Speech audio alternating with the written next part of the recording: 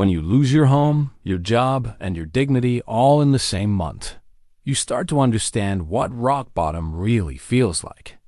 Jack Ellison had been sleeping in his van outside a 24-hour diner when he spotted a crumpled job posting someone had thrown in the trash. Custodian needed for private residence.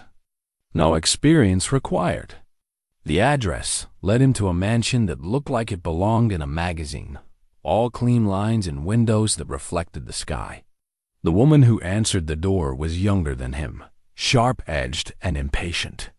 She looked at his warm boots and the van parked in her pristine driveway like they were stains on her perfect world. But Jack had something the 15 people before him didn't have. He had nothing left to lose.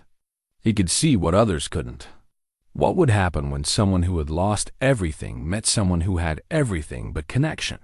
Before we jump back in, tell us where you're tuning in from.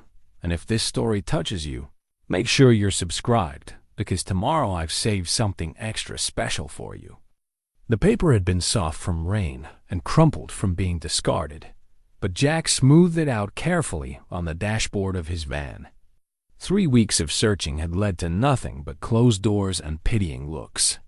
This posting was different. It didn't ask for references or background checks, just someone willing to work. Jack studied his reflection in the van's side mirror. 42 years old, with premature gray threading through brown hair that needed cutting. His face carried the weathered look of a man who'd worked outdoors most of his life, but his eyes still held something steady, something reliable. He'd cleaned up as best he could in the diner's restroom, shaved with cold water, and put on his least wrinkled shirt. The mansion stood behind wrought iron gates in a neighborhood where every lawn looked professionally maintained.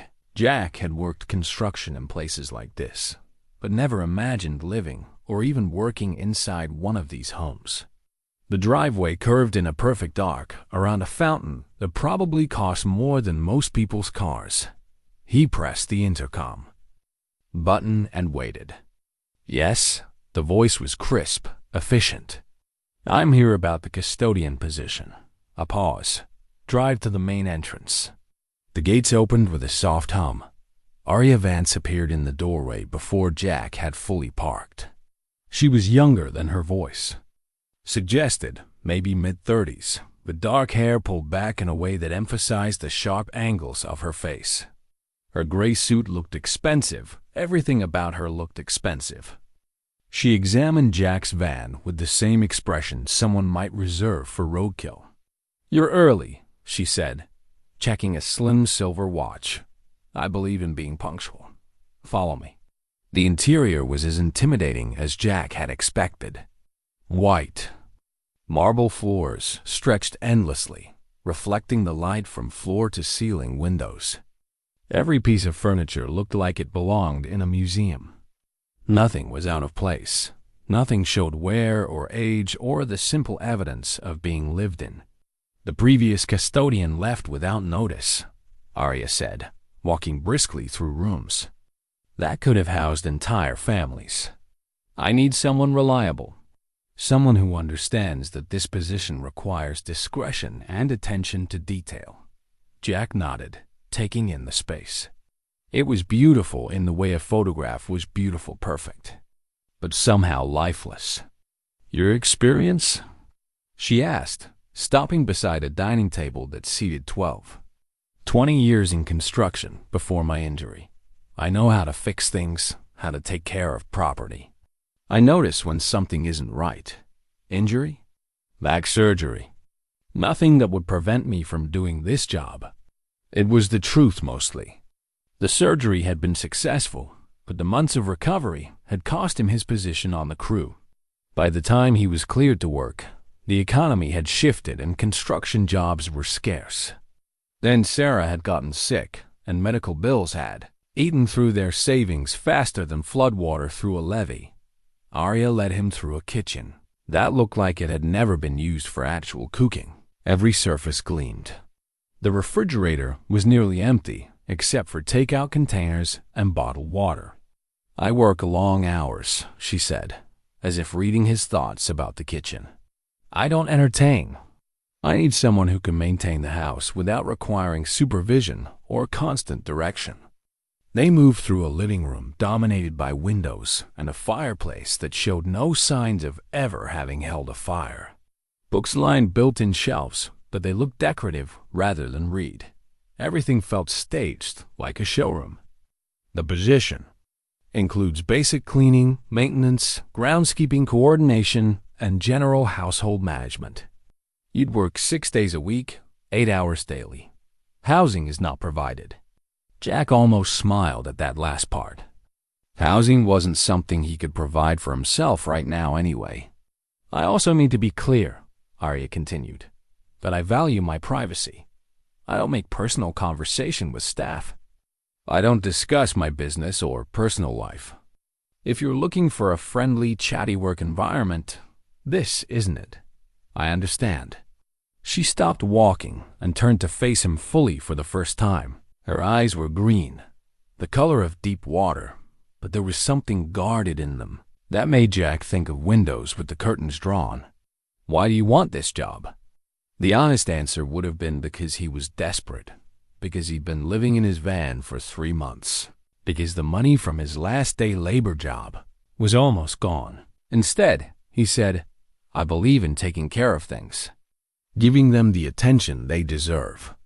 Something flickered across her face, surprise, maybe, or recognition. "When can you start?" "Tomorrow, 6 a.m. Don't be late." As Jack walked back to his van, he noticed something that had escaped him on the way in. Tucked beside the front door was a small bronze plaque, tarnished and slightly crooked. "Ellison Industries, Est, 1987. He paused, reading it again. Something about the name tugged at his memory, but he couldn't place it. That evening, Jack sat in his van in a parking lot behind a strip mall, eating a sandwich and thinking about the woman who lived in that perfect house. There had been something in her eyes when she talked about privacy, about not wanting conversation. It wasn't just professional distance. It was something deeper, something that reminded him of the way people looked when they'd been hurt enough. Times to stop trying. He'd known that look. Had worn it himself for a while after Sarah died. The next morning, Jack arrived at 5:55. Arya met him at a side entrance he hadn't seen the day before, handed him a key, and provided a brief tour of the utility areas. The basement held every tool he could imagine needing, all organized with the same precision as the rest of the house. "Start with the main floor," she said. "Work your way up. I'll be in my office, the room at the end of the hall upstairs. Don't disturb me unless there's an emergency." Jack began in the kitchen, taking his time to understand how everything worked. The appliances were top of the line but barely used. The cabinets were organized but sparsely filled. As he worked, he listened to the sounds of the house, the hum of expensive air conditioning, the distant tapping of computer keys from upstairs, the complete absence of anything that sounded like living dot in the living room. He paused beside a grand piano that dominated one corner. The bench was perfectly positioned, the music stand empty, but dust had settled on the keys, despite the house's overall cleanliness. Jack ran his finger along the edge, real dust, not just a light film. This piano hadn't been played in a long time. He found himself moving more quietly as the morning progressed, not wanting to disturb whatever concentration was happening upstairs. When he moved furniture to clean beneath it, he was careful to replace each piece exactly where it had been. When he dusted the books, he noticed they were actually well read despite their neat arrangement. Business texts, mostly, but also some poetry and fiction tucked between the management theories. Around noon, the typing upstairs stopped. Jack heard the sound of heels on hardwood. Then Arya appeared at the top of the stairs. "How's it going?" "Good. I'll have the main floor finished this afternoon." She descended the stairs, moving with purpose, but something else to wariness, like she was checking to make sure nothing had been disturbed or displaced. "The piano," she said, stopping beside it. "Did you move it?" "No. just dusted around it. She nodded, running her own finger along the keyboard cover. For a moment, her expression softened, became almost wistful. Then she caught herself. "I'm ordering lunch. Do you need anything?" It was the first personal question she'd asked, and Jack could tell it had surprised her as much as it surprised him. "I'm fine, thank you." She nodded again and disappeared back upstairs. That afternoon, Jack found himself in what was clearly Arya's home office, though she'd moved to another room for the day. The desk was massive, organized with the same precision as everything else. But here he found the first real signs of the person who lived in this house. A coffee mug with the logo of a local university. A small potted plant that was thriving despite the room's minimal natural light. And tucked in the desk's top drawer, which had been left slightly open, the corner of what looked like a business card. Jack hesitated. Arya had been clear about privacy, about boundaries. But the card was visible, not hidden, and he was supposed to be cleaning this room. He opened the drawer just enough to dust properly and saw the card. Clearly, Ellison Industries, Michael Ellison, CEO. The same company name from the tarnished plaque by the front door. Everything clicked into place. Michael Ellison had been a local success story, the kind of businessman who made the newspaper's business section regularly. Jack remembered reading about his death 2 years ago, a heart attack at 55, survived by a daughter who was expected to take over the company. Arya wasn't just wealthy, she was carrying on a legacy. Living in her father's house, running his company, maintaining the standards he'd set. No wonder everything felt so controlled, so carefully maintained. She wasn't just living here, she was preserving something. Jack finished cleaning the office and moved on to the rest of the second floor, but his mind stayed on that business card and what it revealed. By evening, when Arya emerged from wherever she'd been working, Jack had finished his first day and gained a new understanding of the woman who'd hired him. "Everything looks good," she said, examining the rooms with a critical eye. "Same time tomorrow." "Yes, ma'am." As Jack drove his van to the parking lot where he'd spend another night, he found himself thinking not about the money he'd earned or the temporary stability the job provided, but about the piano in that perfect living room and the dust that had settled on its keys. Some things, he thought, weren't meant to sit unused. No matter how perfectly they were preserved, Jack had been working at the mansion for 2 weeks. When he finally worked up the courage to ask about the piano, each day had followed the same pattern. Arrive at 6, work through the house methodically, nod politely when Arya emerged for her brief inspections, leave at 2.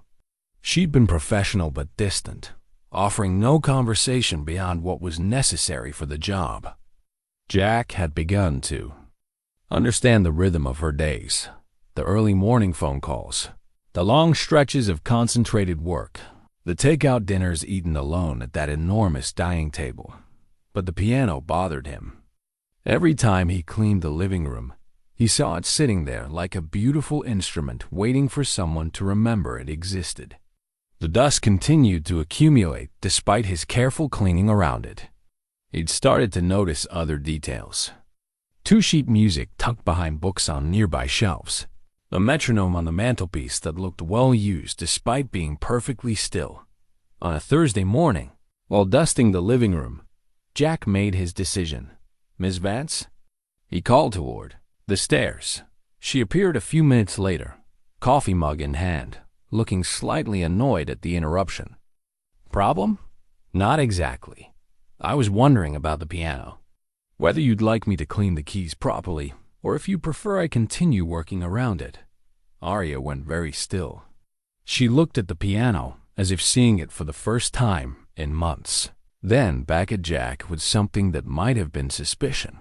"Why, it's a beautiful instrument. Seems like it should be properly maintained. It doesn't get used. I can see that." The silence stretched between them.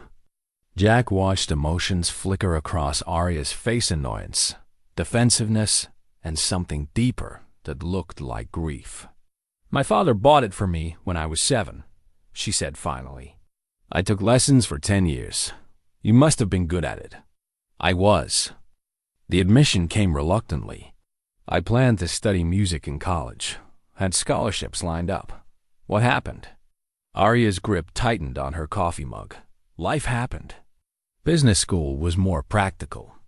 The family company needed someone who understood finance, not chopping. Jack nodded, understanding more than she probably realized. He'd known plenty of people who'd set aside dreams for practicality, for survival, for the expectations of others. I haven't played in 2 years, Arya continued, and Jack heard something raw in her voice. Since my father died. It seemed like a luxury I couldn't afford anymore. Music isn't a luxury, Jack said quietly. It's like breathing. You can hold your breath for a while, but eventually, you need air.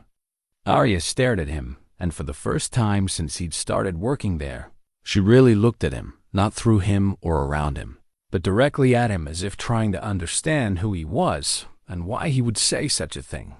My wife played violin, Jack said, answering the unasked question. Not professionally, just for herself. For us, some evenings after dinner, she'd play while I cleaned up the kitchen. Simple pieces, nothing fancy, but they made our little apartment feel like a palace. Where is she now? She passed 3 years ago. Cancer. The word hung in the air between them.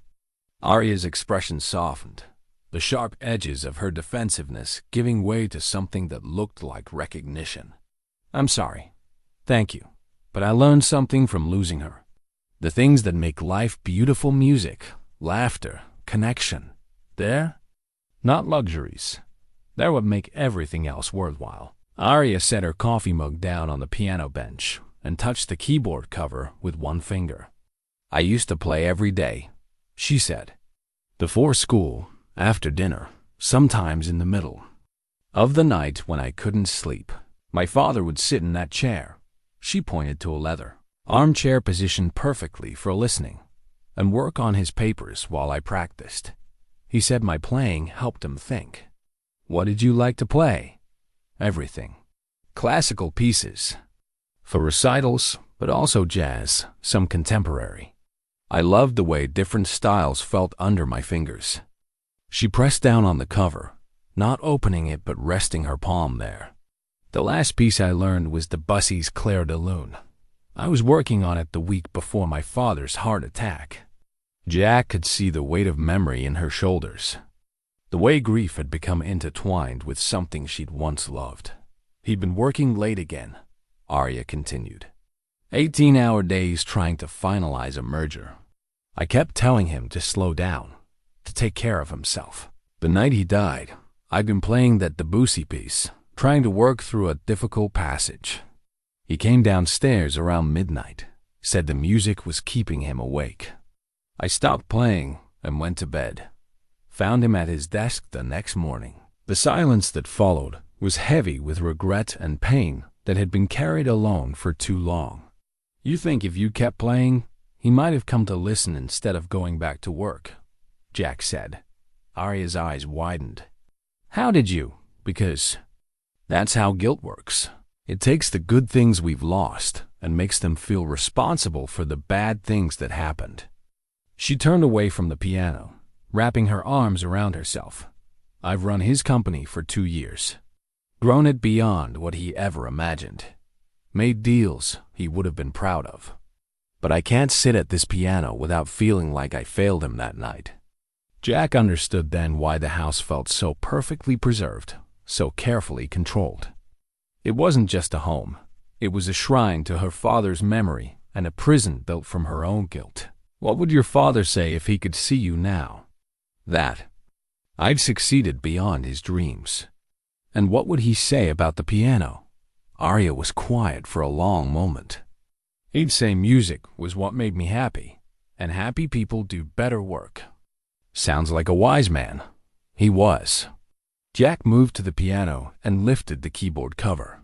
The keys were yellowed slightly from lack of use, but the instrument looked well maintained otherwise. Would you like me to clean it properly? He asked. Again, Arya stared at the exposed keys as if they held some dangerous power. "I don't know if I remember how to play anymore." "I bet you remember more than you think." She approached the piano slowly, the way someone might approach a wild animal. When she finally sat on the bench, her posture was stiff, uncertain. "I used to warm up with scales," she said, positioning her hands over the keys but not touching them yet. "Muscle memory is a funny thing," Jack said. "It waits for us." Arya pressed a single key middle C. The note rang clear and true in the quiet house. She tried a few more notes, tentative at first, then pressed down on a simple C major. Scale. Her fingers moved hesitantly, but they remembered the patterns. "It sounds different than I remember," she said. "How so?" "Sadder, maybe. Or maybe that's just me." She played a few more scales, gradually gaining confidence. Her posture began to relax, her shoulders dropping from the rigid line they'd held. "Would you—" she started, then stopped. "I mean, if you have other work to do, don't let me keep you. I'm ahead of schedule today." She nodded and began to play something more complex, the opening notes of what Jack recognized as a classical piece, though he couldn't name it. The melody was beautiful and melancholy, and as Arya played, something shifted in her expression. The sharp edges of her usual demeanor softened, replaced by something more vulnerable and real. When she finished, the silence that followed felt different from the usual quiet of the house. This silence had weight and meaning. "That was beautiful," Jack said. "Chopin. Nocturne in E-flat major. One of the first pieces I learned to play with real feeling instead of just technique." "Your father was right. You were good at this." Arya closed the keyboard cover gently, but she didn't get up from the bench immediately. "Thank you," she said quietly. "For what?" "For asking about the piano. For pushing me to remember." As Jack finished his work that day, he noticed something different in the atmosphere of the house. It was subtle, the way Arya moved less rigidly through the rooms, the way she lingered near the living room when she came downstairs. The perfect preservation of the space had been disturbed in the best possible way. That evening, as he sat in his van, Jack heard something he hadn't heard before drifting from the mansion's windows. Piano music, hesitant but growing stronger, filling the spaces between the walls with life that had been missing. For the first time since he'd started working there, the house sounded like a home. The shopping list started as a practical necessity, but it became something more personal than Jack had intended. 3 weeks into the job, he'd begun to notice patterns that went beyond the work Arya had assigned him. The kitchen, despite its professional-grade appliances and pristine condition, was clearly underused. The refrigerator held mostly takeout containers and energy drinks. The pantry was nearly empty, except for expensive coffee in several varieties, but little else that resembled actual food. Jack had also noticed that Arya often skipped meals entirely. She'd work through lunch, surviving on coffee and the occasional protein bar. Some evenings, she'd order dinner but eat only half before getting distracted by work again. For someone who seemed to control every other aspect of her environment with precision, she paid remarkably little attention to taking care of herself. It reminded Jack of the months after Sarah's diagnosis, when he'd been so focused on managing doctor's appointments and insurance claims that he'd forgotten to eat properly. Sarah had scolded him for it, had made him promise to take better care of himself, even when life felt overwhelming. On a Wednesday morning, Jack made a decision that technically fell outside his job description. He started a shopping list. He began by paying attention to what was missing. The spice rack held only salt and pepper. The fruit bowl on the counter remained decoratively empty. The coffee was high quality, but there was no real cream, only artificial creamer that had probably been there since before Jack started working. "Miss Vance," he said during her midday check-in, "I noticed some of the kitchen supplies are running low. Would you like me to do some grocery shopping as part of my duties?" Arya paused on the stairs, looking slightly puzzled. Shopping? Basic items? Coffee, cleaning supplies, some food staples. I usually just order what I need online. I can handle it more efficiently. Make sure you have fresh items, better prices. She considered this, and Jack could see her calculating the cost-benefit analysis in her head. I suppose that would be fine. Nothing elaborate, of course. That afternoon, Jack drove to the grocery store with a list that had grown beyond the basics. He'd mentioned to Arya. He included items she hadn't asked for, but that he'd noticed were absent: fresh fruit, vegetables that could be prepared quickly, real cream for the coffee, ingredients for simple meals that wouldn't require much time or skill to prepare. As he shopped, Jack found himself thinking about the meals he and Sarah had shared in their small apartment. Nothing fancy, but food prepared with care and eaten together. The act of choosing fresh produce, of planning meals that would nourish rather than just sustain, felt like something important that had been missing from his life since living in the van. When he returned to the mansion, Arya was on a conference call in her office. Jack put away the groceries, organizing them in ways that would make them visible and accessible. He placed a bowl of fresh apples on the counter where Arya would see them when she came downstairs. He stocked the refrigerator with items that could be quickly assembled into actual meals. Then he did something that definitely wasn't part of his job description. He prepared a plate of sliced fruit and cheese and left it near the coffee maker, with a note, in case you missed lunch again. J. The next morning, Jack found the empty plate in the sink and the note gone. Arya didn't mention it during their brief morning interaction, but she also didn't complain or tell him to stop. Over the following days, Jack began to establish new routines that went beyond his cleaning duties.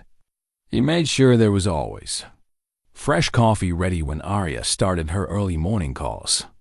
He left healthy snacks in places where she'd encounter them during her long work sessions. He began preparing simple lunches: sandwiches, salads, soups that could be reheated, and leaving them in the refrigerator with notes about heating instructions. At first, Arya seemed puzzled by these additions to his work.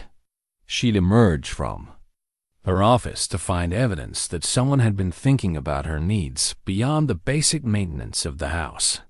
She never said anything directly, but Jack noticed she was eating more regularly. The takeout containers in the refrigerator became less frequent. "You don't have to do this," she said one Thursday morning, finding Jack arranging fresh flowers in a vase for the dining room table. "Do what?" "The food, the flowers. It's not what I hired you for. I know. But a house should feel lived in, not just maintained." Arya examined the flowers: simple daisies from the grocery store, nothing elaborate or expensive. "I don't know how to live in a house like this," she said suddenly. "I grew up here, but it always felt like my father's space. After he died, I kept everything exactly the same, because changing it felt like erasing him. But living in a museum isn't really living, is it?" It was the most personal thing she'd said to him since the conversation about the piano. "Your father would want you to make it yours," Jack said. "I'm not sure I remember how to do that." Jack thought about his own transition from the home he'd shared with Sarah to the van that had become his entire world. Both extremes: the mansion preserved like a shrine and the van stripped down to bare necessities, were ways of avoiding the difficult work of creating a life that acknowledged loss, while still embracing the possibility of contentment. "Maybe start small," he suggested. "Let yourself enjoy the flowers. Eat breakfast at the table instead of standing by the coffee maker. Play the piano when you want to, not just when you feel guilty about not playing." Arya touched one of the daisy petals with her finger. "My mother used to keep fresh flowers in every room. Said they reminded her that beautiful things don't last forever, which makes them more precious, not less." She sounds wise. She was. I wish I'd inherited more of her wisdom and less of my father's intensity. Maybe you inherited both, and you just need practice using the wisdom part. That evening, Jack heard piano music again, longer pieces this time, played with more confidence. When he arrived the next morning, he found the vase of daisies moved from the dining room to the coffee table in the living room, where Arya could see them from the piano bench stood. It was a small change, but it felt significant. The grocery shopping became a weekly routine, and Jack's list grew more ambitious. He started including ingredients for meals that required some cooking, nothing complicated, but food that would make the kitchen feel used and the house smell like a home. He left recipe cards with the ingredients, simple instructions for dishes that could be prepared quickly between meetings. One afternoon, he returned from shopping to find Arya in the kitchen, standing at the stove stirring something in a pot. "Following your soup recipe," she said without looking up. "Figured I should try using the kitchen for something other than reheating takeout." The soup was simple chicken and vegetables. Nothing fancy, but the kitchen smelled wonderful.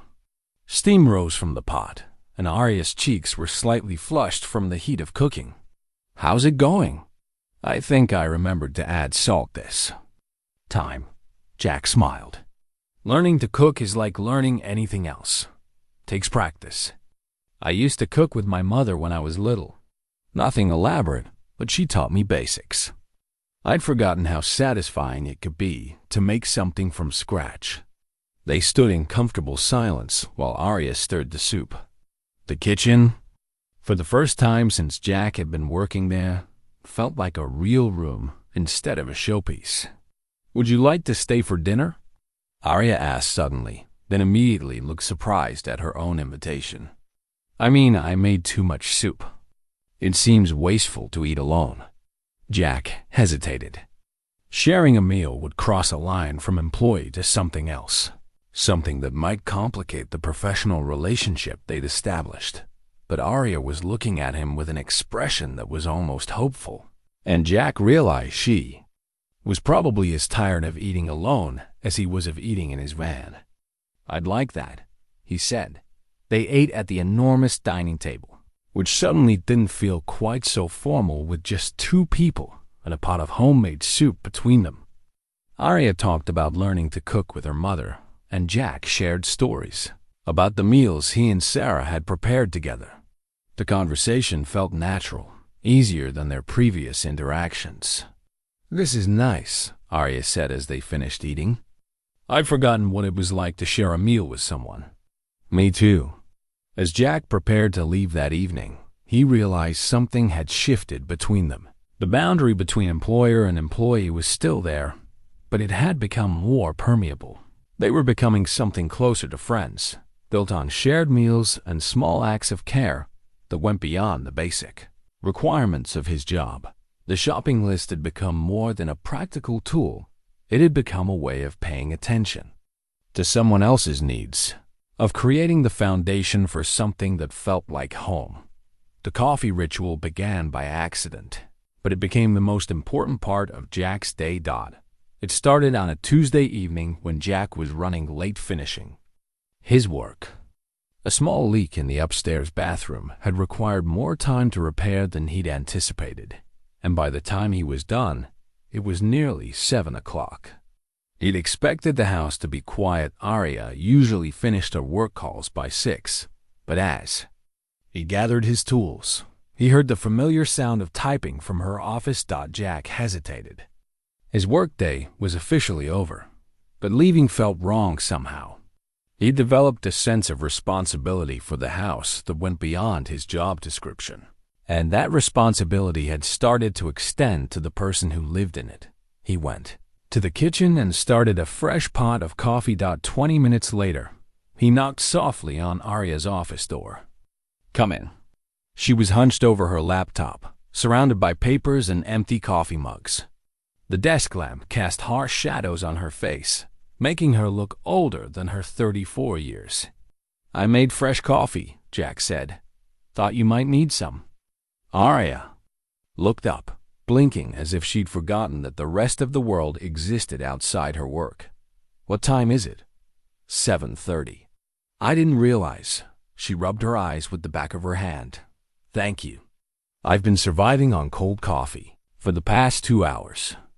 Jack set the mug on her desk, noting the way she immediately wrapped her hands around it as if drawing warmth from more than just the coffee. Long day? Merger negotiations. The other company's lawyers are based in Tokyo, so our schedules don't align well. I've been on call since 5 this morning.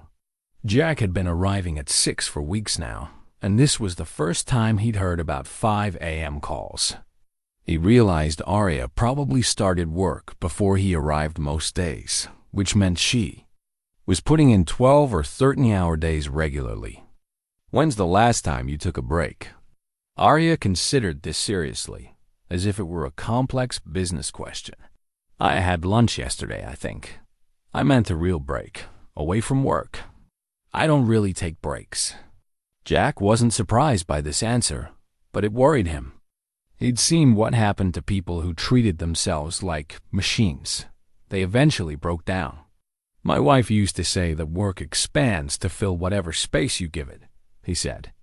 But life contracts if you don't protect it. Arya looked at him over her coffee mug. Your wife sounds like she was very smart. She was. Smarter than me about most things. What did she do? She was a nurse. Pediatric IQ. Worked with families going through the worst experiences of their lives and somehow made them feel less alone. That takes a special kind of strength. She had it. But even she knew when to stop working and start living.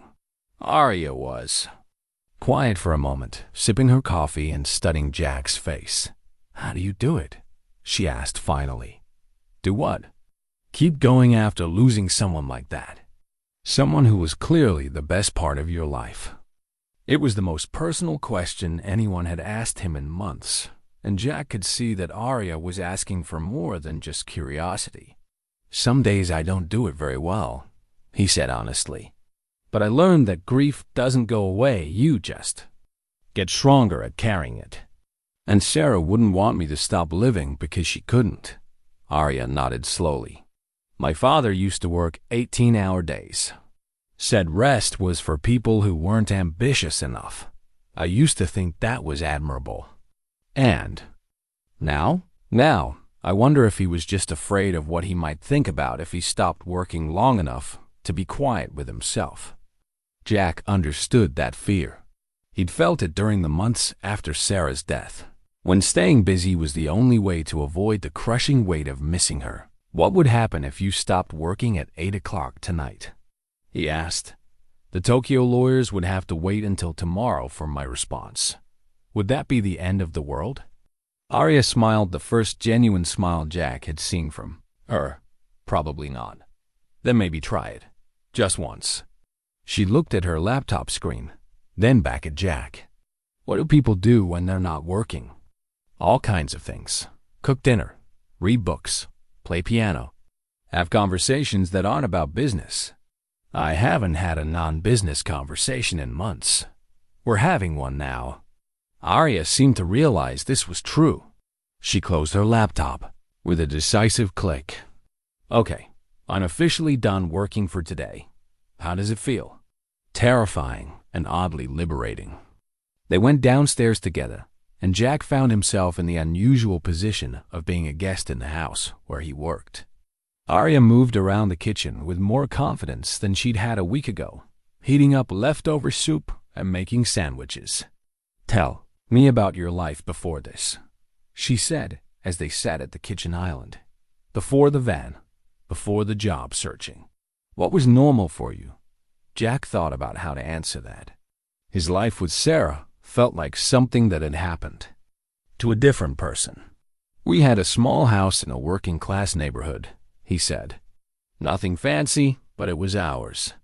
Sarah worked night shifts at the hospital, so our schedules were opposite most of the time.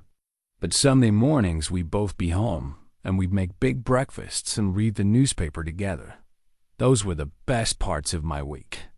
It sounds peaceful. It was. We didn't have much money, but we had time. Time to talk. Time to be together without rushing to the next thing. Arya nodded thoughtfully. I haven't had time like that in years, Every conversation is scheduled. Every meal is eaten while doing something else. That's not sustainable, I know, but stopping feels impossible.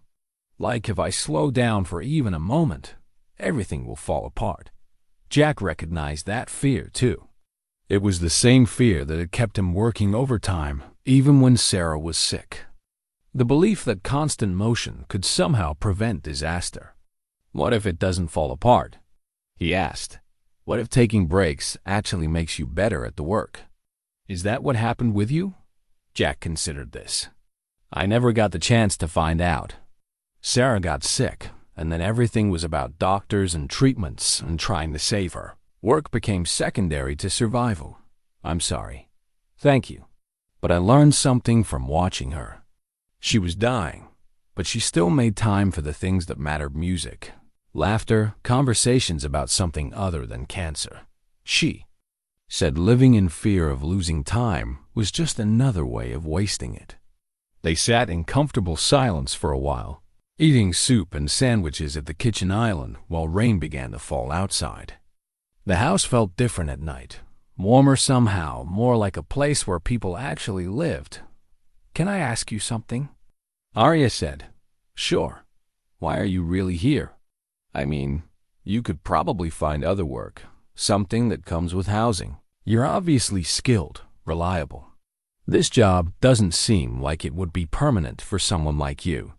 Jack had been dreading this question since his first day, but now that it had come, he found he wanted to answer honestly.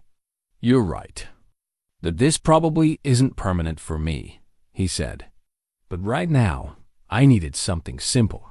Something that didn't require me to pretend I was completely fine when I'm still figuring out how to be okay. And this job lets you do that? This job lets me take care of something again. I'd forgotten how good that feels. Arya smiled, and Jack noticed that her face looked different when she wasn't concentrating on work, younger, more open. I think I'd forgotten too, she said. From that evening forward, their routine shifted. Jack began staying later on days when Arya was working past normal hours, not because it was required, but because leaving fresh coffee and checking that she remembered to eat felt like the right thing to do. Their brief conversations over coffee became the highlight of both their days, a chance to talk about something other than work or grief, or the practical details of maintaining the house. Arya began to share more about the pressures of running her father's company, the weight of living up to expectations that felt impossibly high. Jack shared stories about his marriage, his work before the accident, the small pleasures he was learning to appreciate again. These conversations were careful, respectful of boundaries, but they were also real in a way that felt precious to both of them. They were building something that neither had expected, a friendship based on mutual understanding and the simple comfort of not being alone. The coffee ritual became their anchor, a daily reminder that even in the midst of work and worry, there was still time for connection, still space for the kind of conversations that made life feel worth living. Jack found the photograph. On a Thursday morning, while organizing Arya's desk drawers, she'd asked him to sort through the accumulated papers in her home office, months of documents that had been hastily filed and forgotten. It was detailed work that required attention and discretion, exactly the kind of task that had become natural for Jack after 6 weeks of learning to navigate Arya's carefully ordered world. The bottom drawer stuck when he tried to open it, warped slightly from what looked like old water damage. When Jack finally worked it free, papers scattered across the floor, business documents, old contracts, and a small silver frame that had been face down at the very back of the drawer. Jack picked up the frame and found himself looking at a photograph he was certain Arya had forgotten was there. It showed a much younger version of her, maybe 16 or 17, sitting at the very piano downstairs. But this wasn't the reserved, controlled woman Jack knew. The girl in the photograph was laughing, her head thrown back with pure joy, her hands frozen mid-gesture over the keys, as if she'd been caught in the middle of an animated conversation with whoever was taking the picture. Behind her, barely visible in the background, stood a man who could only be her father, tall, silver-haired, with the same sharp features as Arya, but wearing an expression of complete adoration as he watched his daughter play.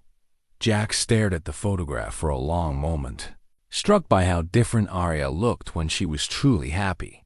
The contrast with the woman he knew brilliant but guarded, successful but isolated, was heartbreaking. He heard footsteps on the stairs and quickly placed the photograph on the desk, unsure whether he should mention finding it or simply put it back where it had been hidden. "How's the filing project going?" Arya asked, appearing in the doorway with her usual coffee mug. "Good progress. Just sorting through the bottom drawer." She entered the office and stopped when she saw the photograph on the desk. All the color drained from her face. "Where did you find that?" "Back of the bottom drawer. It was stuck behind some old contracts." Arya approached the desk slowly, as if the photograph might disappear if she moved too quickly. When she picked up the frame, her hands trembled slightly. "I thought I'd lost this," she said quietly. "It's a beautiful picture. It was taken the day I got accepted to Juilliard. Early admission, full scholarship. I was so excited I couldn't sit still long enough to play a complete piece." Her voice carried a mixture of joy and pain. "My father took this picture and said it was proof that happiness was the most beautiful music of all." Jack watched emotions play across her face: love, loss, regret, and something that looked like longing. "You were going to study at Juilliard?" "For about 6 months, I thought I was. Then my father had his first heart attack, a minor one, but it scared him. He started talking about legacy, about what would happen to the company if something happened to him. I was his only child." "So you gave up the scholarship?" "I deferred it, told myself I'd go the following year, after he was feeling better and had time to find a successor." Arya set the photograph down carefully. "But he never got better. Not really. He threw himself into work even harder, as if he could outrun mortality through sheer productivity. And She stopped, looking away from the picture. "You stayed to take care of him."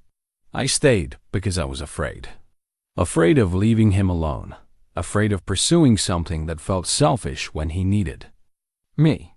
Afraid that if I left and something happened to him, I'd never forgive myself." Jack understood that fear intimately. The same fear had kept him working double shifts, even when Sarah was sick. The belief that somehow he could work hard enough to prevent the unpreventable. "The deferment became a withdrawal," Arya continued. "I enrolled in business school instead. Told myself music could be a hobby. The practical skills were more important than artistic dreams. Do you regret it?" Arya was quiet for a long time, studying the photograph as if it could provide an answer. "I don't know. I loved my father, and I'm proud of what I've accomplished with his company. But sometimes I wonder who I might have become if I'd been brave enough to choose differently." "You were 18 years old, and your father had just had a heart attack. Choosing to stay wasn't cowardice. It was love." "Was it, or was it fear, disguised as love?" Jack sat down in the chair across from her desk, recognizing that this conversation was important in a way that went beyond their usual, careful exchanges. "What would have happened if you'd gone to Juilliard?" he asked. "I would have studied piano performance, maybe composition. I had ideas for pieces I wanted to write, music that combined classical techniques with contemporary influences." "And your father's company?" "He would have found someone else to take over. Someone who actually wanted to run a business instead of someone who was just good at it."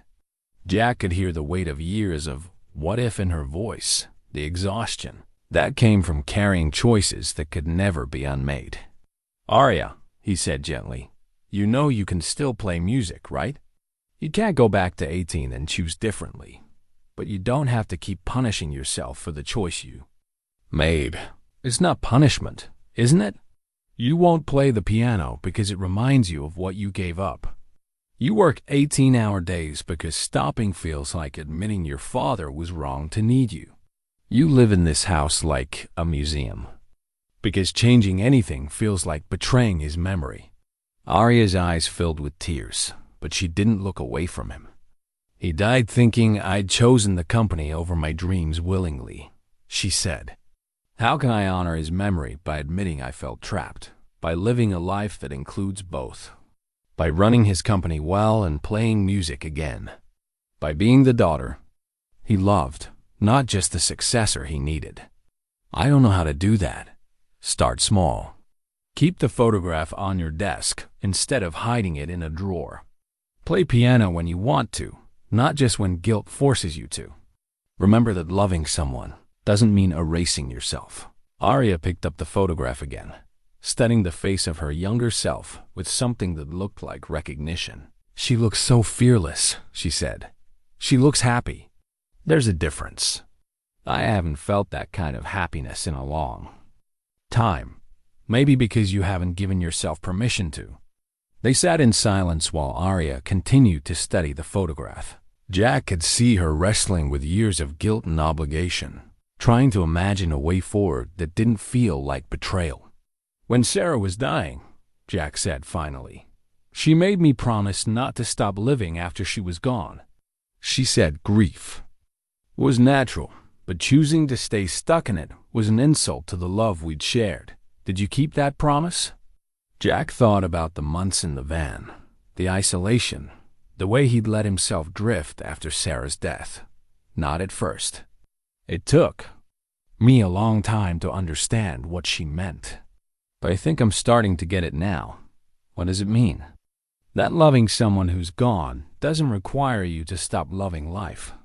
That honoring their memory doesn't mean preserving everything exactly as it was when they were alive. Arya nodded slowly, tears finally spilling over. I miss him so much, she whispered, but I miss the person I used to be too. Maybe they don't have to be separate things. Maybe missing him can coexist with becoming yourself again.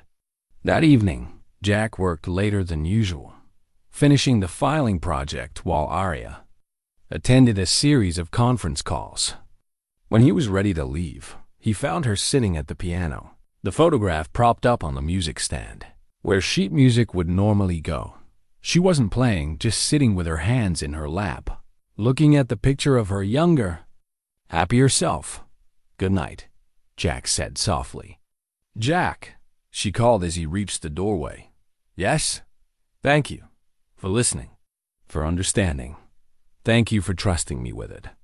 As Jack drove away that night, he heard piano music drifting from the house, tentative at first, then growing stronger and more confident.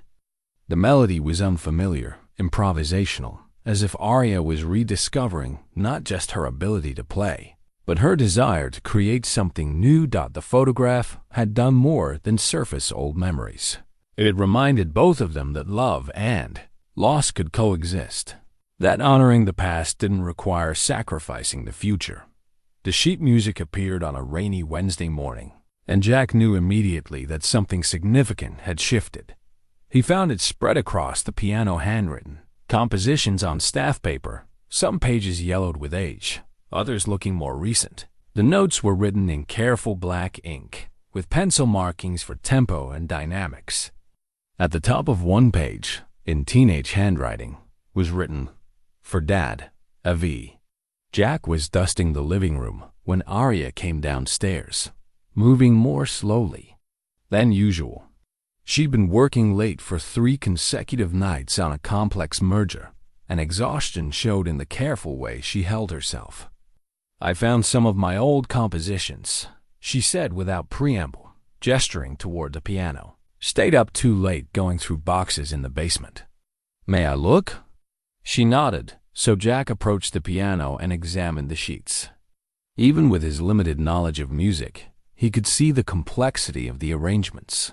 These weren't simple student exercises, but sophisticated pieces that showed real talent and musical understanding. These are incredible, he said. How old were you when you wrote them? The older ones are from high school. 15, 16. The newer ones. She pointed to a stack of papers that looked more recent. I wrote those last week. Couldn't sleep after our conversation about the photograph, so I started composing again. Jack looked at the newer compositions with surprise. The handwriting was more mature, but the musical notation showed the same careful attention to detail, the same creative complexity. You've been composing new pieces? Trying to. My technique is rusty, but the ideas are still there. Turns out, you can't kill creativity, just bury it for a while. Arya sat on the piano bench and selected one of the newer pieces. This one is called Morning Coffee. It's about... She paused, looking slightly embarrassed. It's about our conversations. The way talking to you has become the part of each day I look forward to most. Jack felt something shift in his chest, surprise. Warmth and something more complicated that he wasn't ready to name. Would you play it? Arya positioned her hands over the keys and began. The melody was gentle but complex, with moments of hesitation followed by growing confidence. Jack could hear the influence of classical training, but also something more contemporary and personal.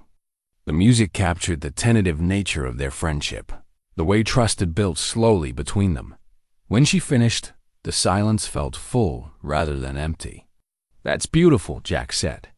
You can hear the conversation in it, the pauses, the moments of understanding. Music has always been how I process emotions. When I stopped playing, I stopped understanding what I was feeling. And now? Now I'm remembering that feelings aren't something to be managed and controlled. They're something to be experienced and expressed. Jack nodded, understanding more than she probably realized. Since Sarah's death, he'd been managing grief rather than feeling it, surviving rather than living. Play another one, he said. Arya selected a piece from the older collection. This was the last composition I wrote in high school. I was working on it the week before my father's first heart attack. The music that emerged was different from the first piece, more ambitious, with complex harmonies and a melody that soared and dipped with emotional intensity. Jack could hear the confidence of the young woman in the photograph, a fearless creativity of someone who believed the world was full of possibilities. It's called What Comes Next, Arya said as she played. I was writing it for my Juilliard audition. The title and the music created a poignant contrast, a piece about looking forward to the future, written just before the events that would change everything. Jack listened to the hope embedded in every note and felt his own sense of loss for the path Arya had never taken. When the piece ended, Arya sat quietly with her hands still on the keys. Do you ever wonder what comes next for you now? Jack asked. Every day.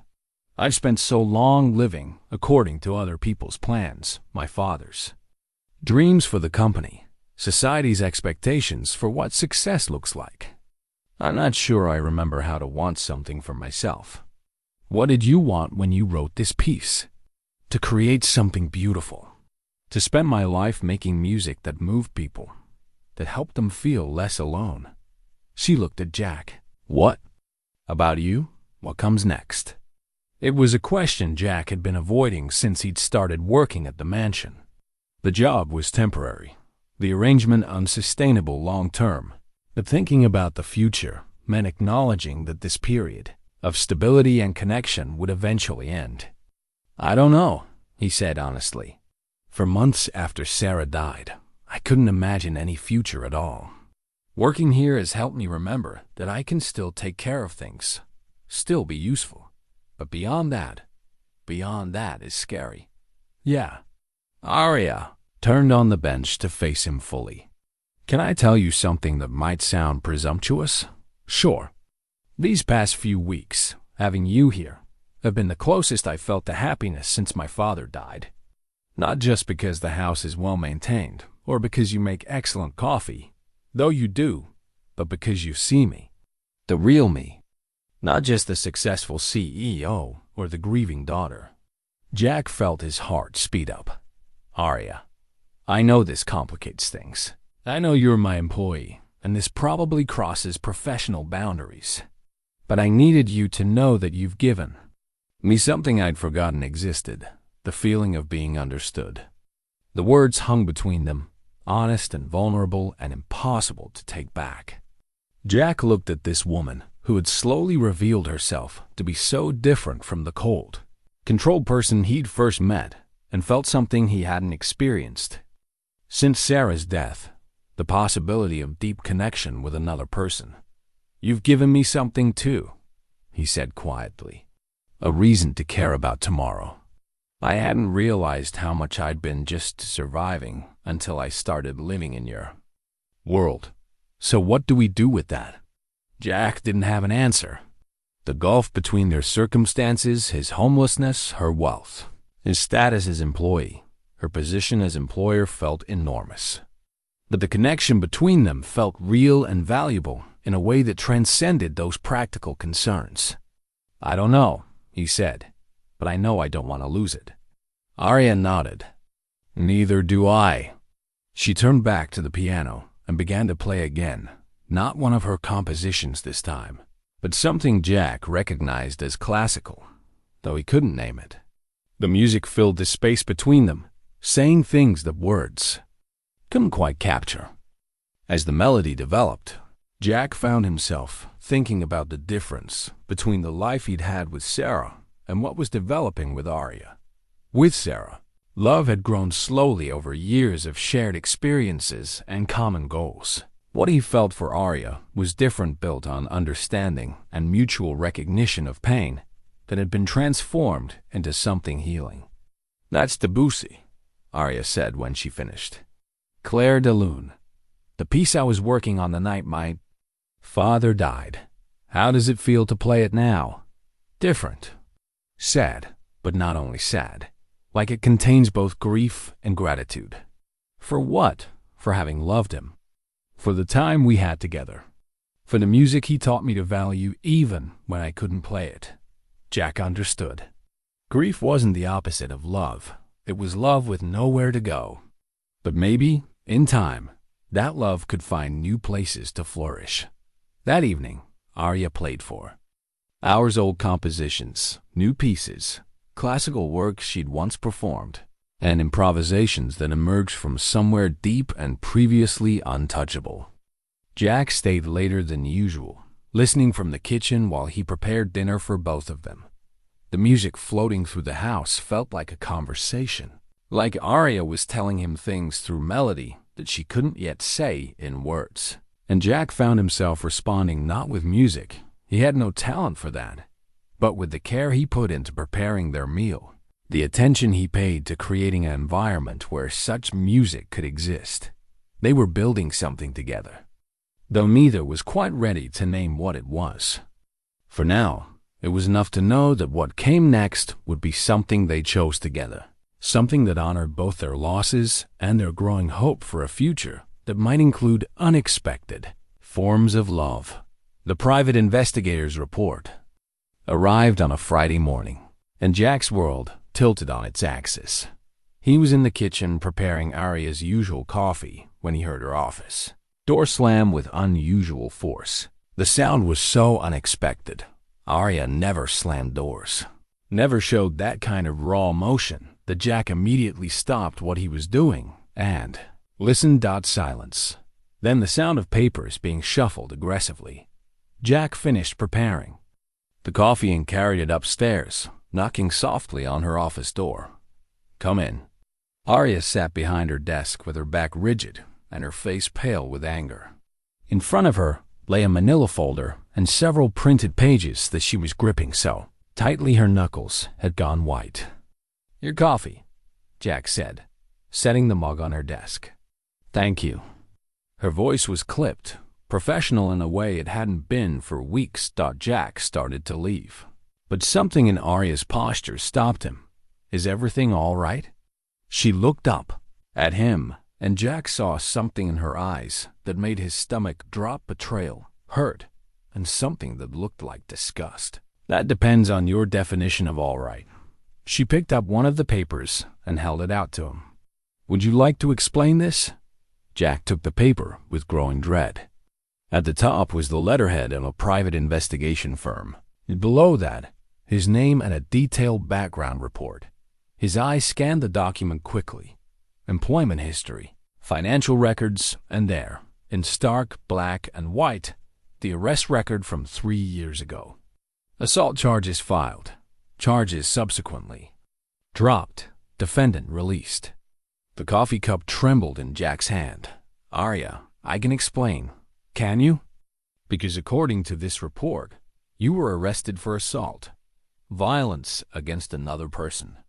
And somehow, in all our conversations about honesty and trust and taking care of each other, you forgot to mention that little detail," Jack said, the coffee cup down carefully, his mind racing. He'd known this moment might come eventually, but he'd hoped. "The charges were dropped," he said. "That's what you have to say? The charges were dropped." Arya stood up, and Jack could see how hurt she was beneath the anger.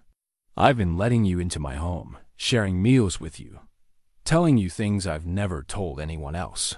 And the entire time, you've been lying to me about who you are." "I wasn't lying. Omitting the truth that you've been arrested for violence isn't lying." Jack felt everything he built over the past 2 months crumbling around him. The trust, the friendship, the possibility of something more, all of it disappearing because of a moment 3 years ago that had changed the entire trajectory of his life. "You're right," he said quietly. "I should have told you. Yes, you should have.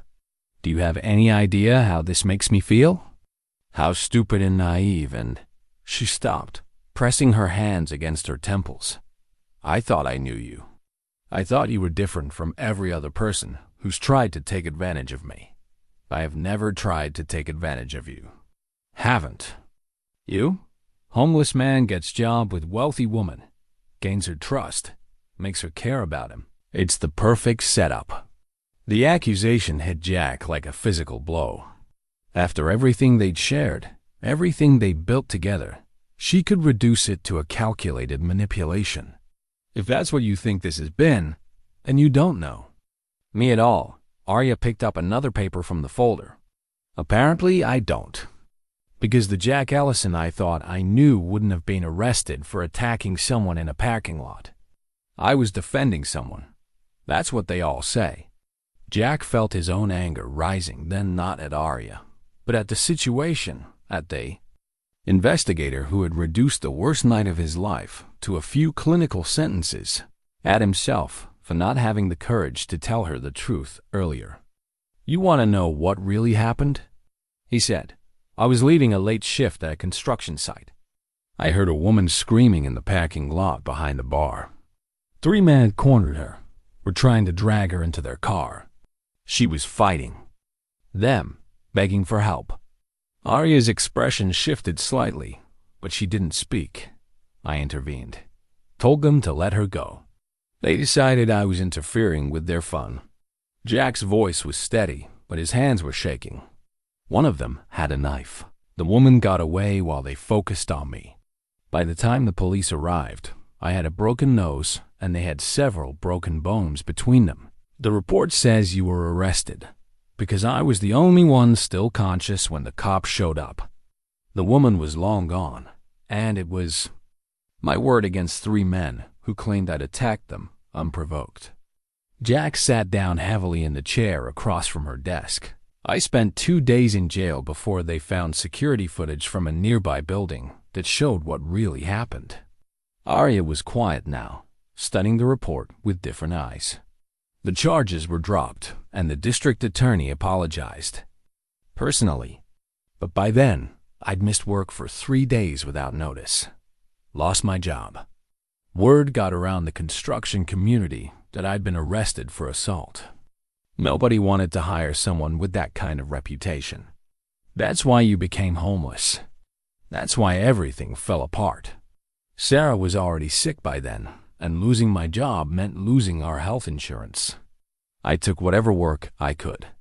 Fine day labor, odd jobs, but it wasn't enough. We lost the house, used up our savings on medical bills. After she died, he stopped, unable to finish. You just gave up. I stopped fighting. Figured if trying to do the right thing could destroy my life so completely, maybe I wasn't meant to have a good life.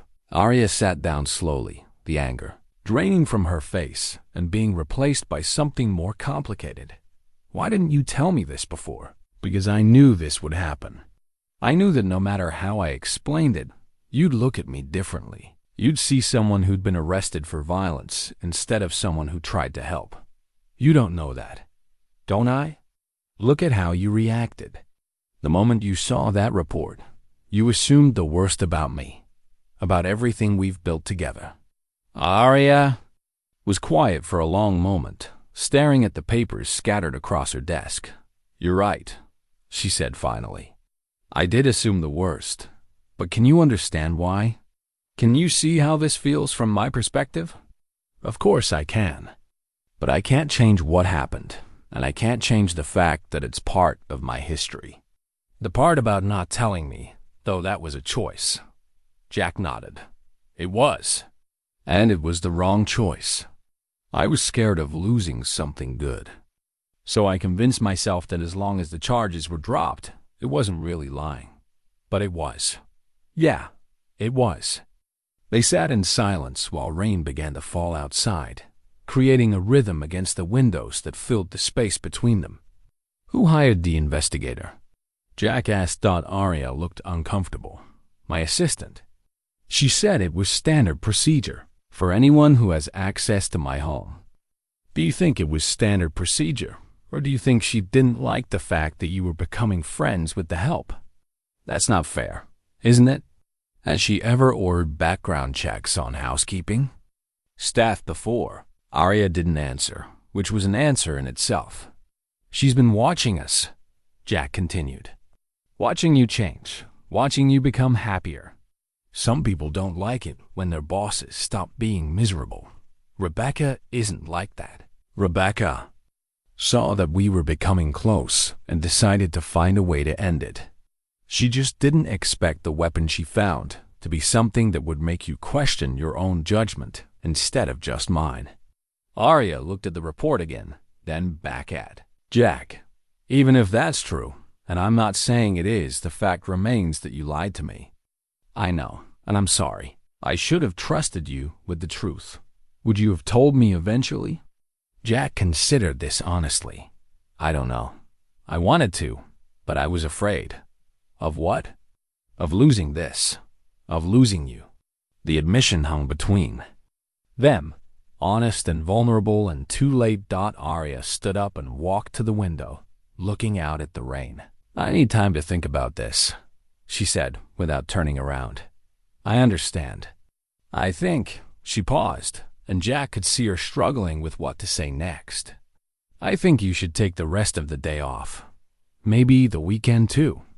Jack felt his heart sink. Are you firing me? I don't know. I just need some space to figure out how I feel about all of this.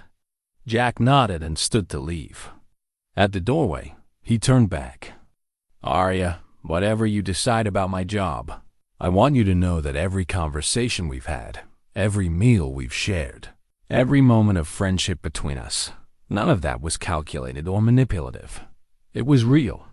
She didn't turn around, but he saw her shoulders tense. I know, she said quietly.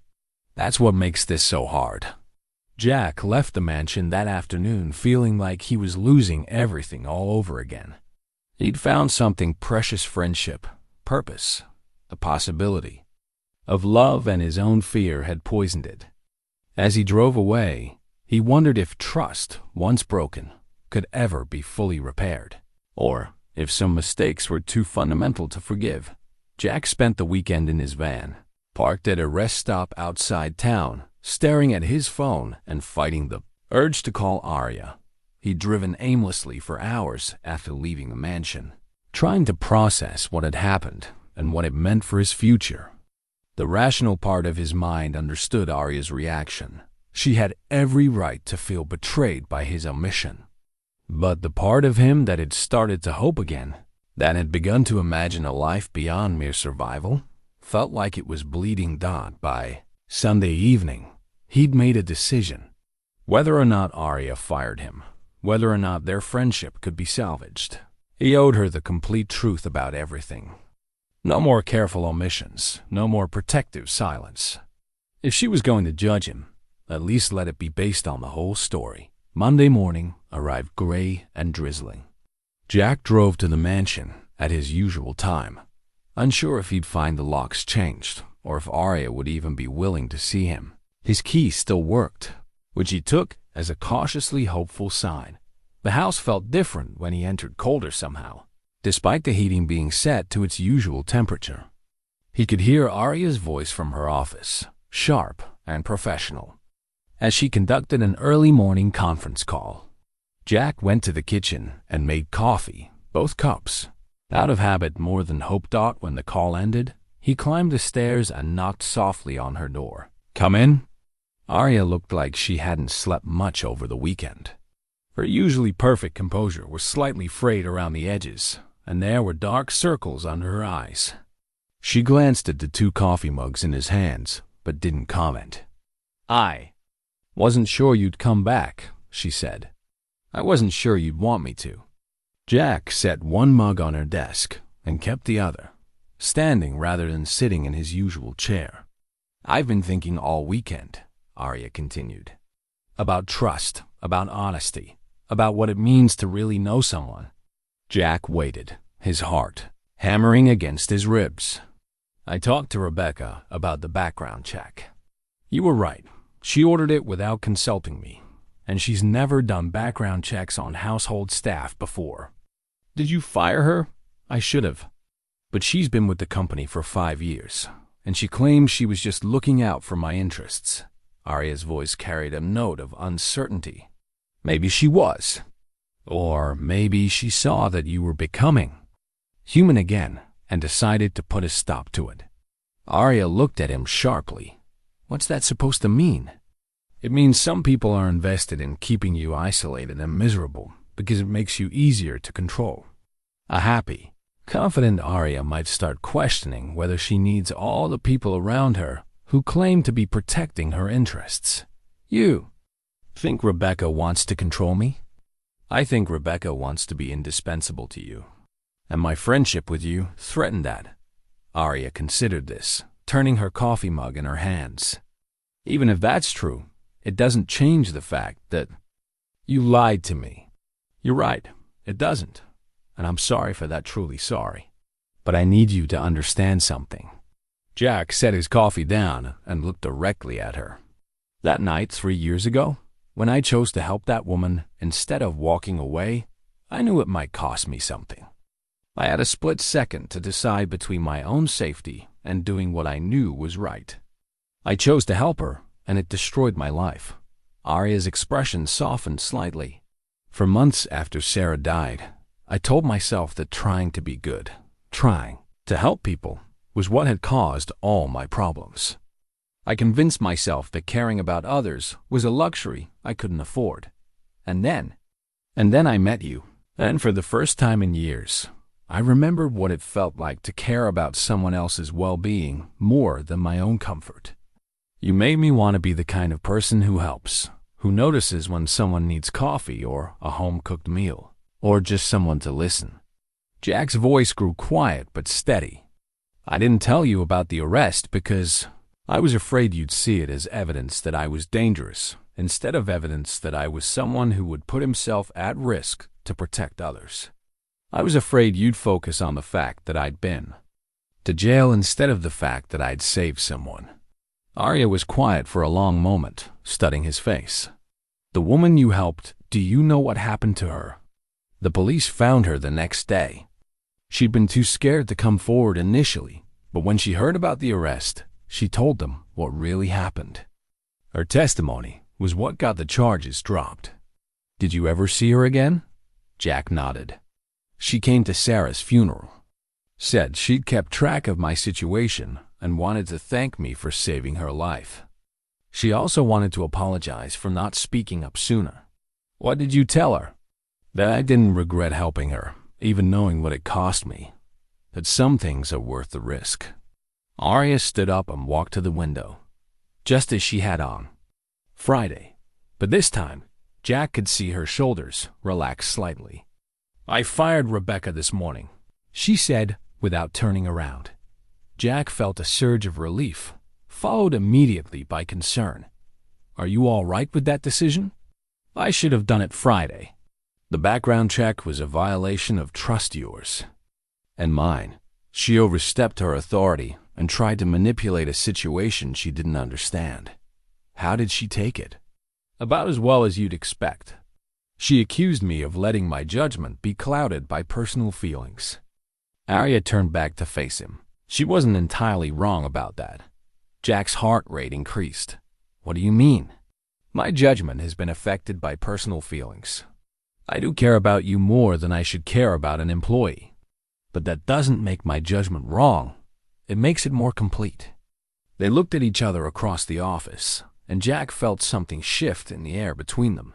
"So, what happens now?" he asked. "Now I have a company crisis to deal with." The merger negotiations fell apart over the weekend. Apparently, our reputation for being difficult to work with preceded us. I have 3 board meetings this week and a potential lawsuit from the other company. Jack understood that this was Arya's way of saying the personal conversation was over for now, but not necessarily forever. "What can I do to help?" "Just be here. Do what you've been doing. Keep the house running so I can focus on keeping the company together." It wasn't forgiveness, exactly, but it wasn't dismissal either. It was a chance to rebuild trust through actions rather than words. "I can do that." "Good. And Jack?" "Yes? No more secrets. If there's anything else in your past that I should know, if there's anything else in your past, there's anything else in your past that I should know about, tell me now." Jack thought carefully. "There's nothing else that would show up in a background check. But there are things about my marriage, about the way Sarah died, about the months after things that shaped who I am, but that I've never talked about with anyone." "Do you want to talk about them?" "Not yet. But when I'm ready, you'll be the first person I tell." Arya nodded. "That's enough for now." As the week progressed, Jack watched Arya navigate the business crisis with the same fierce intelligence he'd always admired, but with something new, a willingness to consider different approaches, to value collaboration over dominance. The changes in her personal life were affecting her professional decisions in ways that seemed to make her more effective. Not less. Their evening conversations resumed, though they were more careful now, both of them aware that they were rebuilding something that had been damaged. But Jack could feel the foundation strengthening, built this time on complete honesty rather than careful omissions. Thursday evening, as Jack prepared to leave, Arya stopped him. "My ex-fiance called today," she said. "He's in town for business and wants to have dinner." Jack felt his stomach tighten. "Are you going?" I told him yes. "We ended things on bad terms 2 years ago, and I think we both deserve some closure." "When?" "Tomorrow night." Jack nodded, trying to keep his expression neutral. "I hope it goes." "Well, do you?" The question caught him off guard. "Of course. Why wouldn't I? Because you care about me. And having dinner with an ex-fiance might threaten whatever this is between us." Jack looked at her, this woman who had become so important to his life, and felt the weight of everything they hadn't yet said to each other. "What is this between us, Arya?" "I don't know yet. But I know it matters to me more than dinner with someone I used to think I might marry." That night, Jack lay in the guest room. Arya had finally convinced him to stay in the house rather than the van, at least on nights when he worked late and stared at the ceiling. The van keys sat on the nightstand, a reminder that his life here was still temporary, still dependent on Arya's continued goodwill.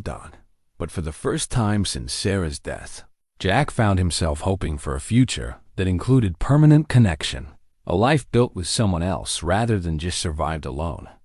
Whether that future was possible depended on choices neither of them had made yet, but the possibility itself felt like a gift worth protecting.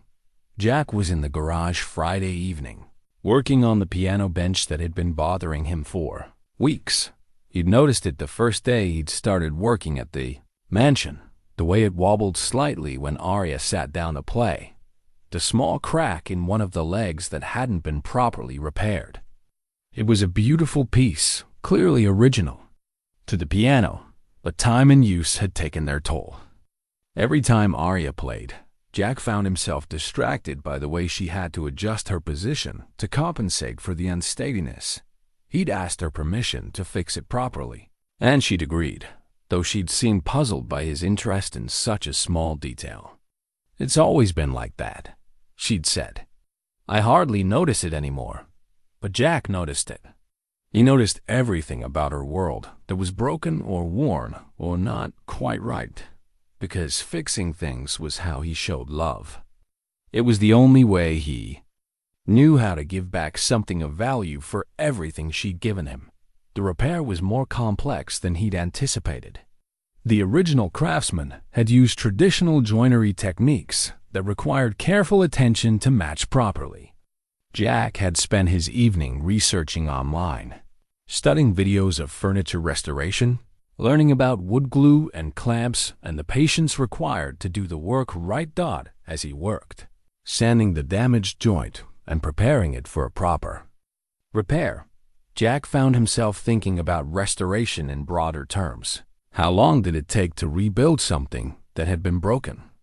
How much effort was required to make damaged things beautiful again? The garage was quiet, except for the sound of his tools and the soft patter of rain on the roof. Jack had always found peace in working with his hands, in the satisfaction of taking something broken and making it whole. It reminded him of the best parts of his marriage to Sarah, the way they'd worked together to fix up their small house, the pride they'd taken in creating something beautiful from things other people had discarded.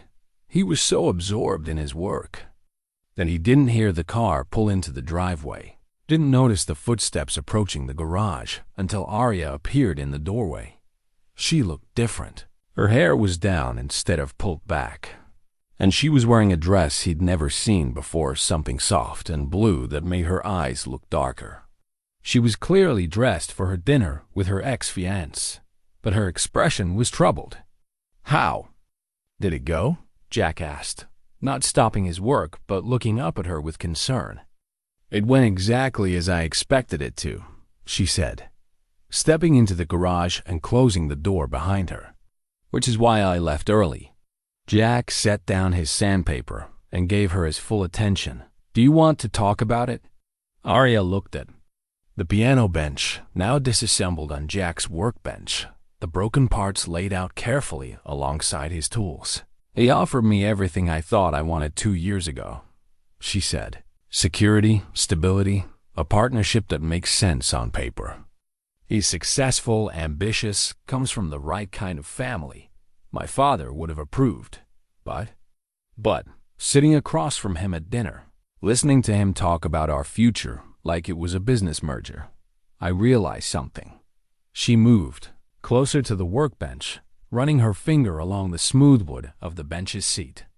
"I realized that I've been thinking about love wrong my entire adult life.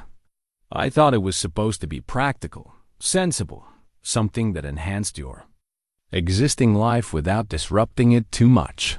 Jack's heart started beating faster, but he didn't speak. "And then I met someone who showed me what it actually feels like to be truly seen by another person. Someone who notices when a piano bench wobbles and cares enough to spend his Friday evening fixing it perfectly." The words hung in the air between them, honest and vulnerable and impossible to misunderstand. "Arya, I know this complicates everything," she said quickly. "I know there are practical considerations, social expectations, the difference in our circumstances. But I also know that the person I am when I'm with you is the person I've been trying to find my way back to for years." Jack stood up slowly, setting down his tools, and looked at this woman who had become so much more than he'd ever imagined possible. "When I first took this job," he said, "I thought I was just looking for work. A paycheck, a way to survive another day. I had no idea I was going to find my way back to life. And now? Now I know that everything that happened to me, losing Sarah, the arrest, becoming homeless, All of it led me to that gas station where I found your job posting. Led me to you. Arya stepped closer, close enough that Jack could see the way. Her hands trembled slightly. I told Marcus tonight that I couldn't marry him because I'd fallen in love with someone else. Someone who makes me want to be brave enough to choose happiness over security. The words hit Jack like a physical force. You told him about us? I told him about you. About the way you've changed my life. The way you've helped me remember who I used to be and discover who I might become. Jack reached out and touched her face gently, still hardly believing this was real. I love you, he said simply. I didn't think I'd ever love anyone again after Sarah, but you show me that the heart doesn't stop working just because it's been broken. I love you too, and I want to try this, whatever this is, even if it's complicated and unconventional and nothing like what anyone expects. They moved toward each other simultaneously, and when Jack kissed her, it felt like coming home to a place he'd never been before. The kiss was gentle at first, tentative, then deeper as they both realized this was real. This was happening. This was the beginning of something they'd both been afraid to hope for when they broke apart. Arya rested her forehead against his. So, what happens now? She asked. Jack looked around the garage, at the disassembled piano bench, at the tools scattered across his workbench, at the van keys that had been sitting in his pocket, like a reminder that this life was temporary. Now we rebuild, he said. Carefully, properly, with attention to every detail. We take our time and do it right. Arya smiled, and Jack saw in her face the same fearless joy he'd seen in the photograph of her younger self.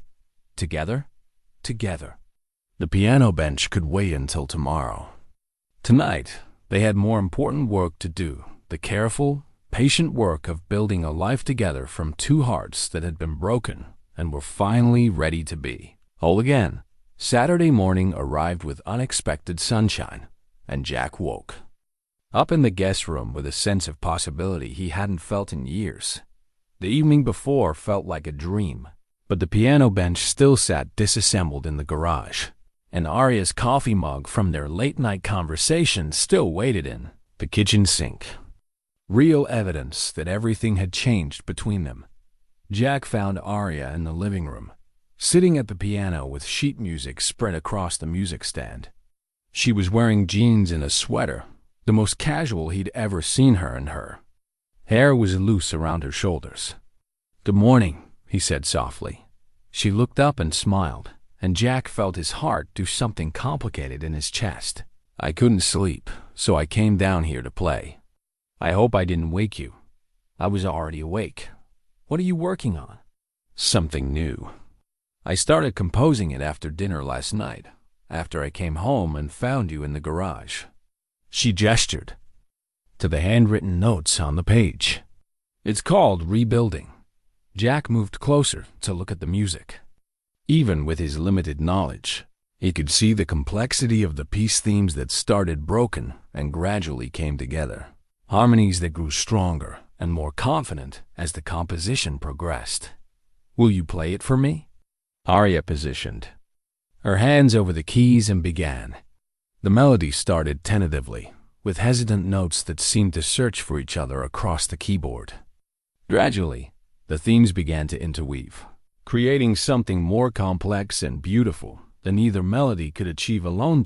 As the piece developed, Jack could hear their story in the music, the careful approach, the growing trust, the moment when two separate lives decided to become something new together. The music built to a crescendo that felt like a declaration, like the moment when two people choose courage over fear. When the piece ended, Jack was quiet for a long moment. That's us, he said finally.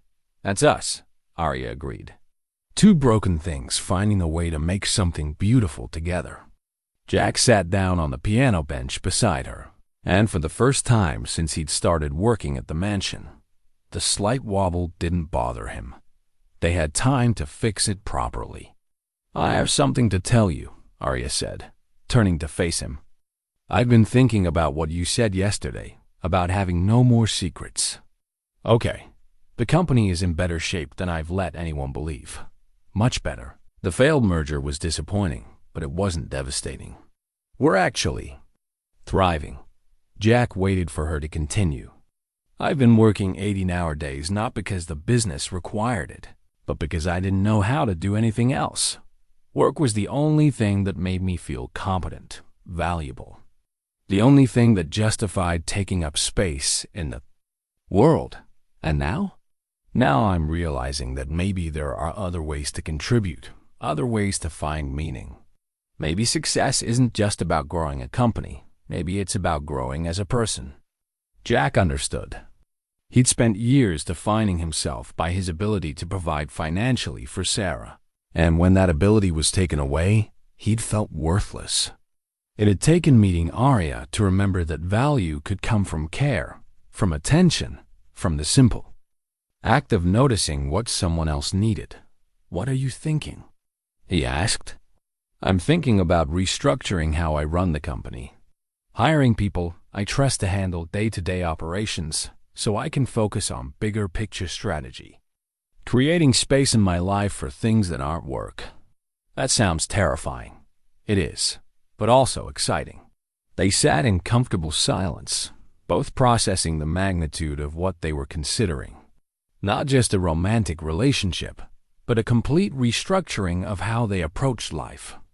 "Jack," Arya said carefully, "I want to ask you something, but I don't want you to feel pressured to answer in any particular way.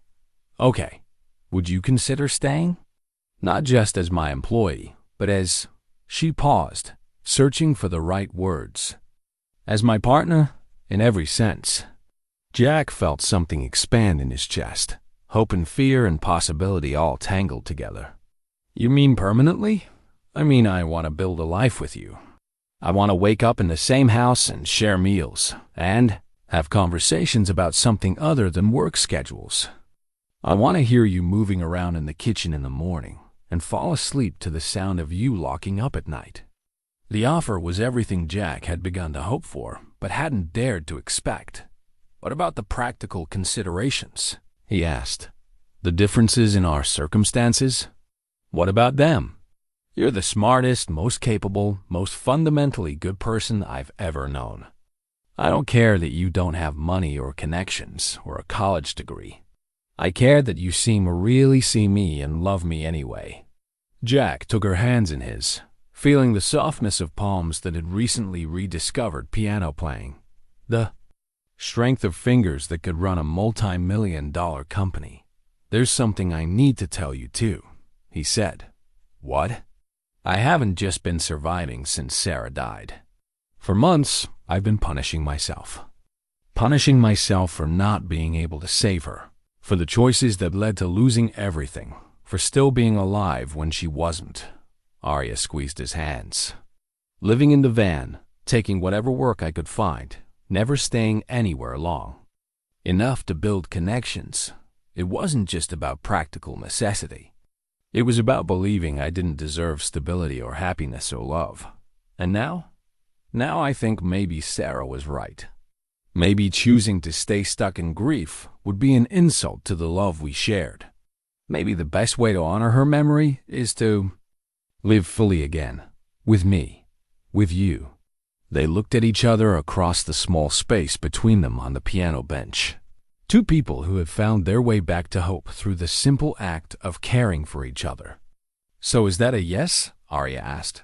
"Will you stay?" Jack thought about the van keys in his pocket, the symbols of independence that had become symbols of isolation. He thought about the difference between surviving and living, between existing alone and building something beautiful with another person. "Yes," he said. "I'll stay." Arya's smile was radiant, fearless, exactly like the girl in the photograph who had believed the world was full of possibilities. They kissed again, longer this time, with the weight of commitment behind it. When they broke apart, Arya reached into the piano bench and pulled out a key. "What's that?" "A copy of the house key. I had it made yesterday morning, before I even knew how dinner with Marcus would go." I think part of me already knew what I wanted to choose. Jack took the key, feeling its weight in his palm. Such a small thing, but it represented everything he'd thought he'd lost forever belonging. Home, the right to stay in one place and build a life. There's one more thing, Arya said. About the van. Jack tensed slightly. What about it? I think we should donate it to the homeless shelter downtown. Let someone else use it as a bridge between having nothing and having something. Jack considered this. The van had been his lifeline, his security blanket, his proof that he could survive anything. But it had also been his prison, keeping him isolated and moving when what he needed was to stop and put down roots. That's a good idea, he said finally. Someone else needs it more than I do now. And besides, Arya said, leaning against his shoulder, you've got better places to sleep now. Jack laughed, feeling lighter than he had in years. They had a piano bench to finish rebuilding, a relationship to construct carefully and with attention to detail, and a future to create together. But for now, it was enough to sit together in the sunny living room of a house that was finally becoming a home. 6 months later, Jack stood in the kitchen of what had become their home, preparing breakfast while piano music drifted in from the living room. The house had changed in ways both subtle and profound. The sterile perfection had given way to something. Warmer books left open on tables, coffee mugs that didn't immediately disappear into dishwashers, photographs on surfaces that had once been empty. The sound of laughter and conversation had replaced the echoing silence that had once defined every room. Arya emerged from the living room as Jack was plating scrambled eggs and fresh fruit, her hair still messed from sleep, wearing one of his old construction t-shirts over her pajama pants. Breakfast smells wonderful, she said, wrapping her arms around his waist from behind. New recipe. Thought we'd try something different for our guests today. Their Saturday morning routine had evolved to include friends' neighbors they'd gotten to know, colleagues from Arya's company who'd become genuine friends rather than just business associates, volunteers from the homeless shelter where they both spent time each week. The enormous dining table that had once showcased Arya's isolation now hosted regular gatherings of people who'd become like family. Maria called this morning, Arya said, accepting the coffee Jack handed her. She got the job at the music store. Starts Monday. Jack smiled. Maria was one of several people they'd met through their volunteer work. A recently homeless woman with a background in music education, who'd been staying at the shelter while getting back on her feet. Arya had helped her prepare for job interviews, and Jack had provided references from their network of local business owners. That's wonderful. She'd be great at it.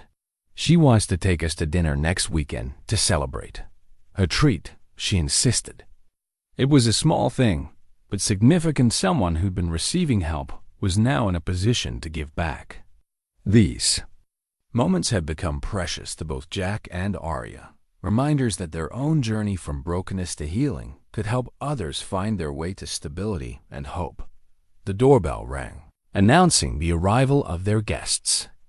Jack had learned to love these Saturday gatherings, the mix of conversations, the way their house filled with life and energy, the satisfaction of creating a space where people felt welcome and valued.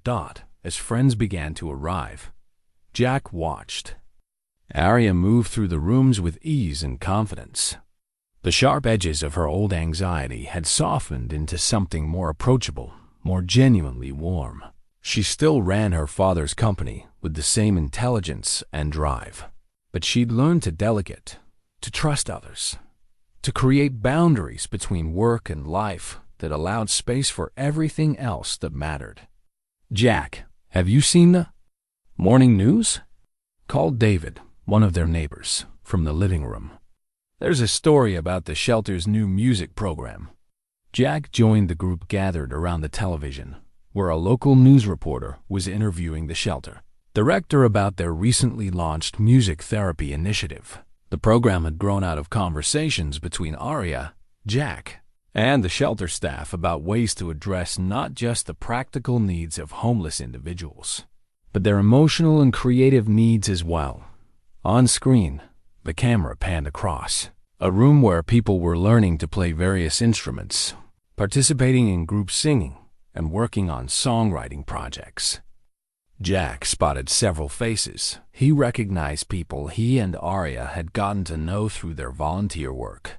Individuals who were using music as a tool for healing and self-expression. "This program has been transformative," the shelter director was saying.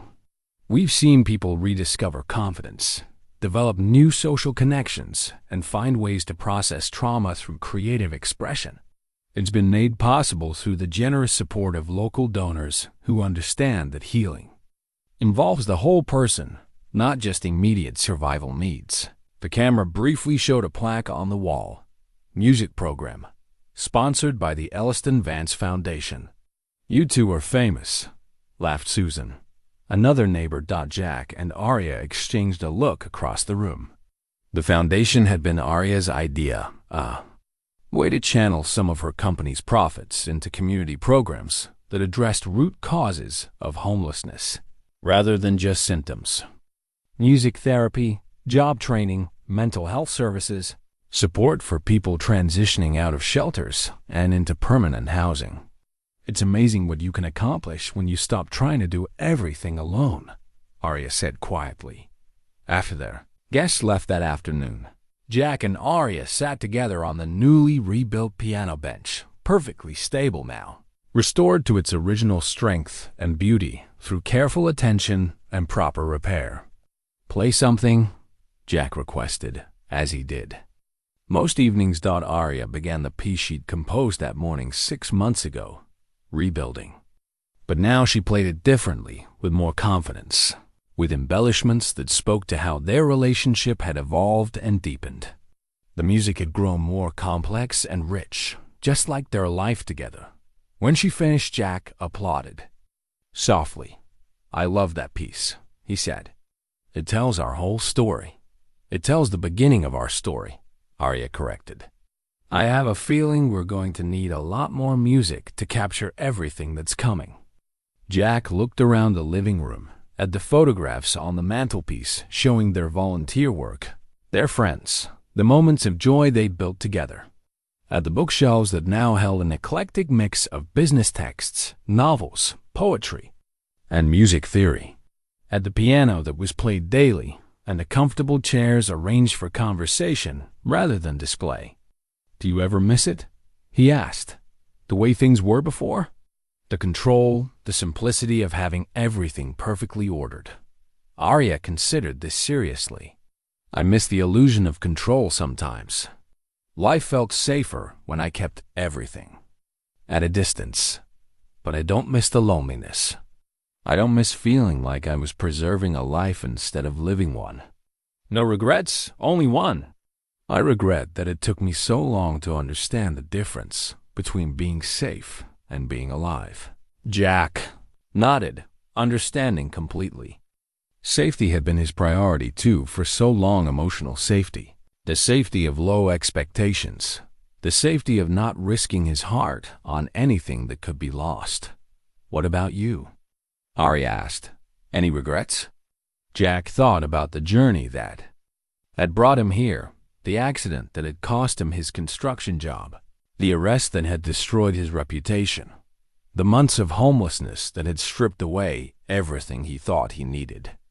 All of it had led to finding that crumpled job posting in a gas station trash can. "I regret the time I wasted believing I didn't deserve good things," he said. "But I don't regret the path that brought me to you." As evening settled around them, they prepared dinner together in the kitchen that now showed signs of regular used herb plants on the windowsill. A well-seasoned cast iron pan hanging on the wall. A refrigerator covered with photos and shopping lists and reminders about community events they'd committed to attend. "I have something for you," Arya said as they sat down to eat. She handed him a small wrapped package. Inside was a key, not a copy of the house key, which he'd carried for months now, but something different. "What's this for?" "The front gate." I'm having the locks changed to something we choose together. This house isn't just mine anymore, it's ours." Jack turned the key over in his palm, thinking about symbols and what they represented. The crumpled job posting that had started everything. The coffee mugs that had built their friendship. The piano bench they'd rebuilt together. The van keys he'd donated along with the vehicle itself. And now a key to a gate that marked the boundary between their private world and everything beyond it. "Thank you," he said. "For the key, for the home, for believing I was worth the risk. Thank you for seeing who I could become before I could see it myself." They ate dinner as the sun set outside their windows, planning the week ahead work schedules and volunteer commitments. A dinner party they wanted to host. A piece of music Uriah was composing for a local charity concert. Ordinary plans for an extraordinary life built on the simple foundation of two people who learned to care for each other and, in doing so, had remembered how to care for themselves.